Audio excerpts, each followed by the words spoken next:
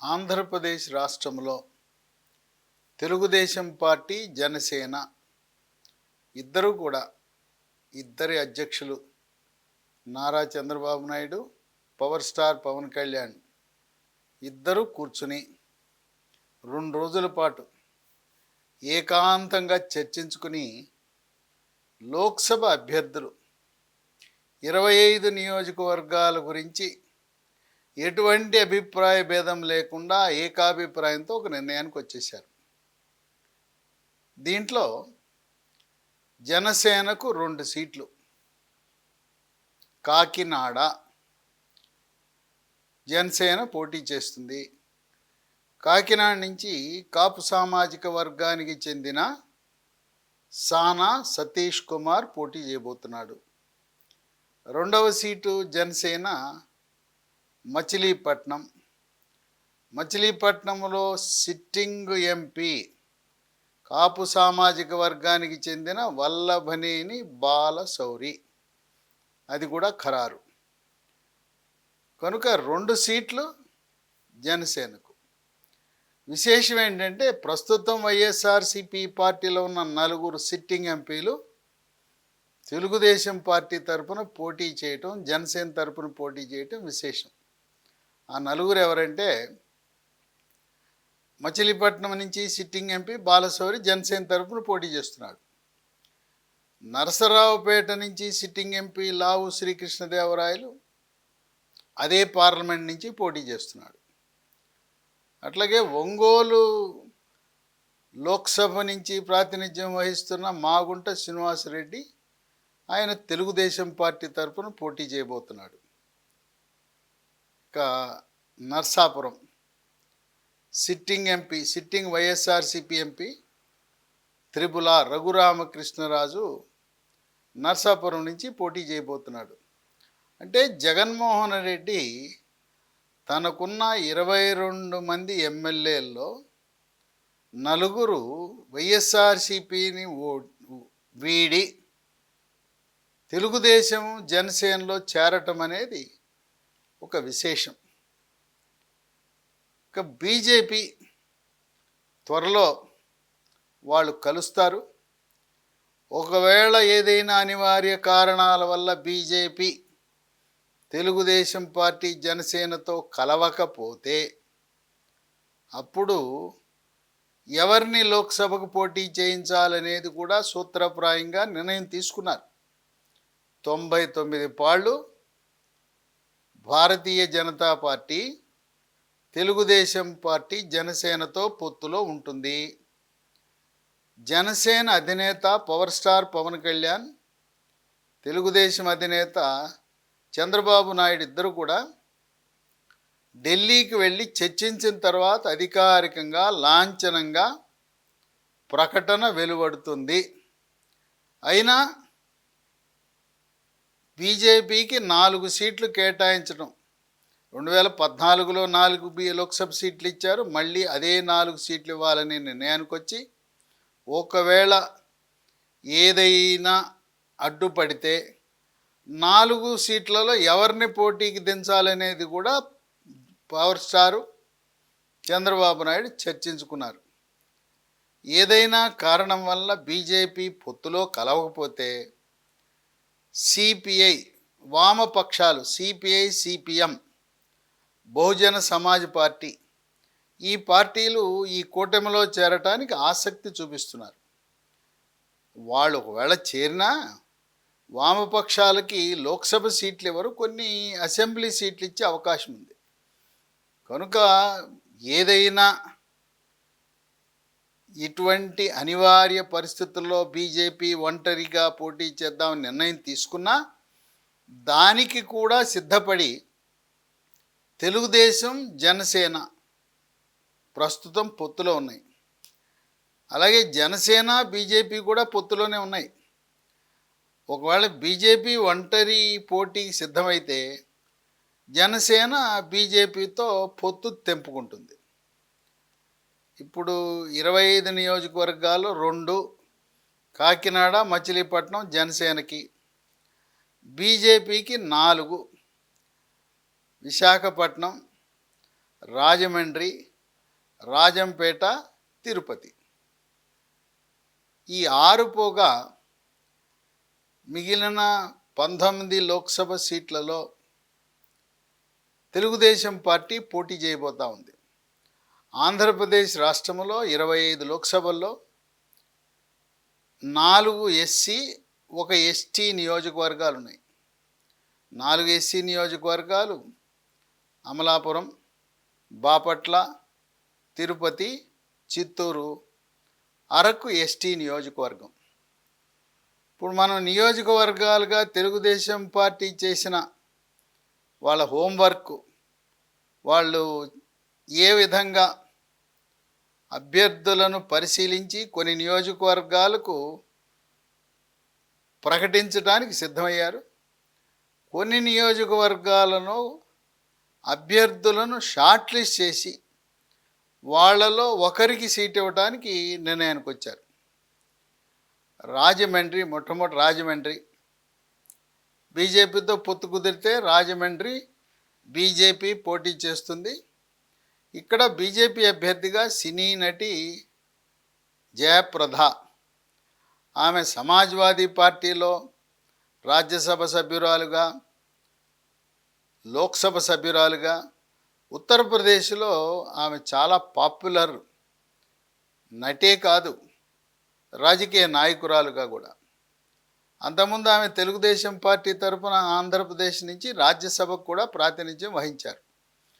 ఆమె బీజేపీ హైకమాండ్కి సన్నిహితంగా ఉన్నారు. ఉత్తరప్రదేశ్లో ఆమె విస్తృతంగా పర్యటించి ఉత్తరప్రదేశ్లో బీజేపీ గెలుపుకి గణనీయమైన కృషి చేయటం జరిగింది. జయప్రద కాకపోతే మాజీ కేంద్ర మంత్రి సుజనా చౌదరిని బీజేపీ అక్కడ పోటీ చేయించే అవకాశం ఉంది. ఒకవేళ బీజేపీ లేదు, తెలుగుదేశం అభ్యర్థులు వీళ్ళు ఎవరెవరిని పరిశీలించారంటే, 1 ఖమ్మంపాటి రామ్మోహన్ రావు, మాజీ రాజ్యసభ సభ్యుడు, మాజీ ఢిల్లీలో ఆంధ్రప్రదేశ్ రాష్ట్ర ప్రభుత్వం తరపున అధికార ప్రతినిధిగా క్యాబినెట్ హోదాలో పనిచేశారు. 2 బొడ్డు వెంకటరమణ చౌదరి, ప్రస్తుతం రాజానగరం తెలుగుదేశం పార్టీ ఇన్ఛార్జిగా ఉన్నారు. రాజానగరంలో జనసేన పోటీ చేస్తూ ఉంది కనుక ఈయన కూడా ఎంపీ సీట్కి పరిశీలిస్తున్నారు. ఇక 3 యనమదల రవి, ఈయన ప్రవాస భారతీయుడు, ఎన్ఆర్ఐ. 4 గన్ని కృష్ణ, సీనియర్ నాయకుడు. 5 గుడివాడ పూర్వీకులు ఉన్నారు. ఇక్కడ ఉండవల్లి అరుణ కుమార్, బ్రాహ్మణుడు, రాజమండ్రిలో కాంగ్రెస్ పార్టీ తరపున గెలిచినప్పుడు నేనెందుకు గెలవకూడదని బ్రాహ్మణ సామాజిక వర్గానికి చెందిన సిస్ట్లా రోహిత్ కూడా రాజమండ్రి కేంద్రంగా ఆయన తెలుగుదేశం పార్టీ కార్యకలాపాలు నిర్వహిస్తూ యువకులను ప్రోత్సహిస్తూ లోకేష్ టీముకు సన్నిహితంగా పనిచేస్తున్నాడు. ఇక 2 అమలాపురం. అమలాపురంలో మాజీ లోక్సభ స్పీకర్ దివంగత నేత జిఎంసి బాలయోగి యొక్క కుమారుడు గంటి హరీష్, ఆయనకి ఇచ్చే అవకాశాలు ఎక్కువగా ఉన్నాయి. అయితే మాజీ ఎంపీ బుచ్చి మహేశ్వరరావు కుమార్తె సత్యశ్రీ వచ్చి నన్ను కూడా పరిశీలించండి అని చంద్రబాబు నాయుడు కోరటం జరిగింది. ఈ సీటు బాలయోగి కుమారుడు హరీష్కి వచ్చే అవకాశాలు మెండుగా ఉన్నాయి. ఇక 3 బాపట్ల. ఈ బాపట్ల ఎస్సీ నియోజకవర్గం చంద్రబాబు నాయుడేమో మాదిగ సామాజిక వర్గానికి ఇవ్వాలనే ఆలోచనలో ఉన్నాడు. ఇక్కడ 5 అభ్యర్థులు పరిశీలనలో ఉన్నారు. తాడికొండ శాసనసభ్యురాలు, సస్పెన్షన్కి గురైన డాక్టర్ ఉండవల్లి శ్రీదేవి. 2 పనబాక లక్ష్మి, మాజీ కేంద్ర మంత్రి, తిరుపతి ఉప ఎన్నికల్లో తెలుగుదేశం పార్టీ తరపున ఓటమి చెందింది. 3 ఎంఎస్ రాజు, 4 పాలపర్తి మనోజ్ కుమార్, 5 కర్ణాటక రాష్ట్ర మాజీ ప్రధాన కార్యదర్శి రత్నప్రభ కుమార్తె అంగలకుర్తి నిహారిక. ఆమె కూడా రాజకీయాల్లో ఆసక్తి చూపిస్తూ ఉంది. తల్లి భారతీయ జనతా పార్టీ, ఈమె కూతురు తెలుగుదేశం పార్టీ రాజకీయాల్లో ఆమె పోటీ చేయాలనే ఆలోచనలో ఉంది. ఇక 4 చిత్తూరు. చిత్తూరులో నటుడు సప్తగిరిని పరిశీలించారు. అట్లాగే మాజీ శాసనసభ్యుడు తలారి ఆదిత్యని పరిశీలించారు. ఇది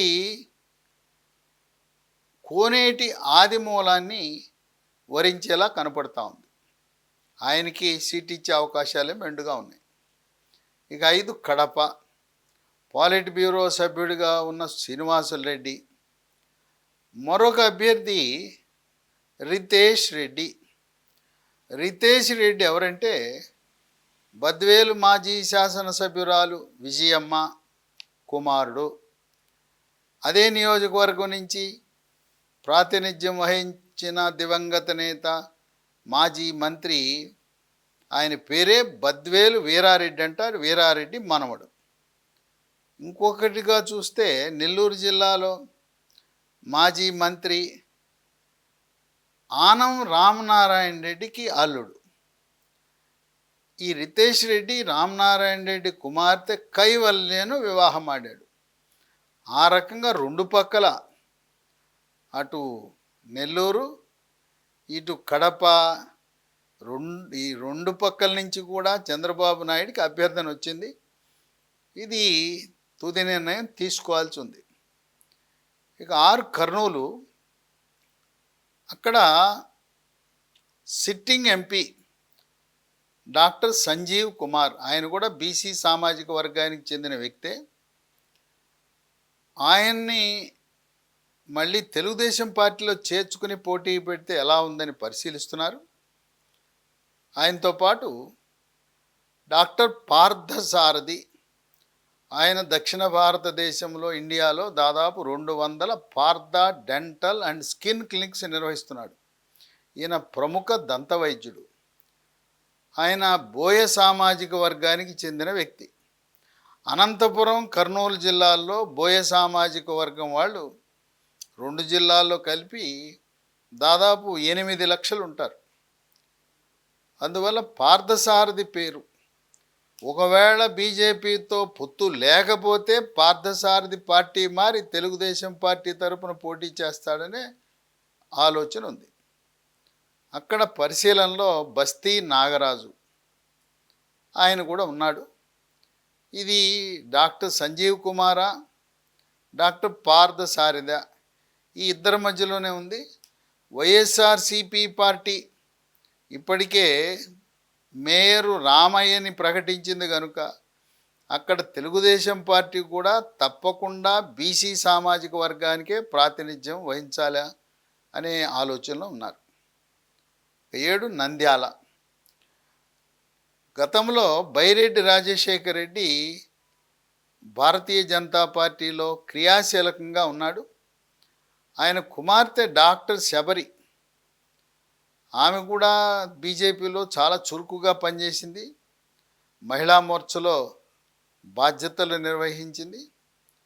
ప్రస్తుతం బైరెడ్డి రాజశేఖర రెడ్డి ఆయన కుమార్తె తెలుగుదేశం పార్టీలో చేరి డాక్టర్ బైరెడ్డి శబరి నంద్యాల లోక్సభ నుంచి పోటీ చేసే అవకాశం ఉంది. ఒకవేళ కుమార్తె కాకపోతే తండ్రి బైరెడ్డి రాజశేఖర రెడ్డి, వాళ్ళిద్దరిలో ఒకరు పోటీ చేయబోతున్నారు.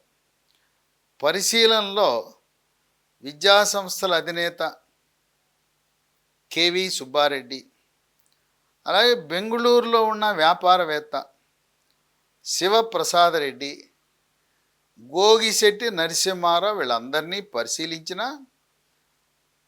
చివరికి బైరెడ్డి కుటుంబాన్నే బైరెడ్డి రాజశేఖర రెడ్డి కానీ శబరి కానీ పోటీ చేసే అవకాశాలు కనపడుతున్నాయి. 8 విజయవాడ. ఇక్కడ కేశినేని చిన్ని, ఆయన ఖరారు. ఈయన అసలు పేరు కేశినేని శివనాథ్. ఈయన ప్రస్తుత సిట్టింగ్ ఎంపీ కేశినేని నాని సోదరుడు. ఈయన కూడా అమెరికాలో ఉండి మరి ఆర్థిక వనరులు సమృద్ధిగా ఉన్నాయి. ఆయన పలువురి ఎన్ఆర్ఐల్ని తెలుగుదేశం పార్టీలో చేర్పించడానికి క్రియాశీలకంగా పనిచేశాడు. ఈయన సమన్వయంతోనే గన్నవరంలో యార్లగడ్డ వెంకట్రావు, గుడివాడలో వెన్నిగళ్ల రాము లాంటి ఎన్ఆర్ఐలు వాళ్ళు తెలుగుదేశం పార్టీలో స్థానం పొంది పోటీ చేసి గెలుపు దిశగా అడుగులు వేస్తున్నారు. ఇక 9 నర్సరావుపేట సిట్టింగ్ ఎంపీ లావు శ్రీకృష్ణ దేవరాయలు. ఈయన విజ్ఞాన్ యూనివర్సిటీ వ్యవస్థాపక చైర్మన్ లావు రత్తయ్య కుమారుడు. ఈయన ఆ నియోజకవర్గంలో చేపట్టిన లిఫ్ట్ ఇరిగేషన్, ఆ లిఫ్ట్ ఇరిగేషనే ఈయనకు శ్రీరామ రక్ష.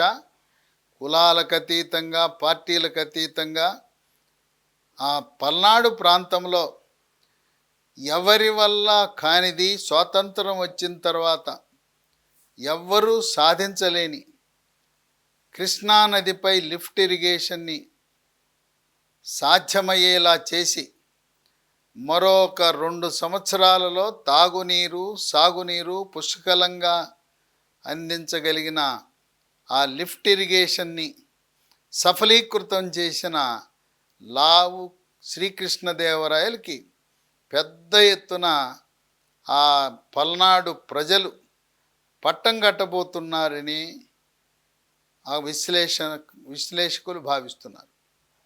ఇక 10 Narasapuram RRR Raghuramakrishnaraju.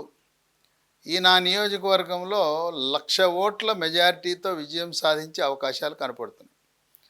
11 Srikakulam sitting Telugu Desam MP Kinjarapu Ramamohana Naidu. 12 Eluru. ఇక్కడ వైఎస్ఆర్సిపి యాదవ్ అభ్యర్థిని దింపితే తెలుగుదేశం పార్టీ కూడా సింగపూర్లో ఐటీ వ్యాపారాలు చేస్తున్న గోపాల్ యాదవ్, ఈయన ఎన్ఆర్ఐ, ఆయన పోటీ చేస్తున్నాడు.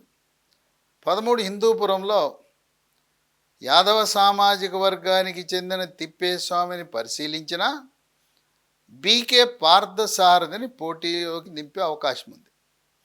14 అనంతపురం. ఇక్కడ పూల నాగరాజుని పరిశీలించిన కాలవ శ్రీనివాసులు పోటీ చేసే అవకాశాలు కనపడుతున్నాయి. 15 విశాఖపట్నం నుంచి భారతీయ జనతా పార్టీ తరపున దగ్గుబాటి పురంధరేశ్వరి పోటీ చేయబోతా ఉంది. ఆమె 1,00,000 ఓట్లతో విజయం సాధిస్తుంది.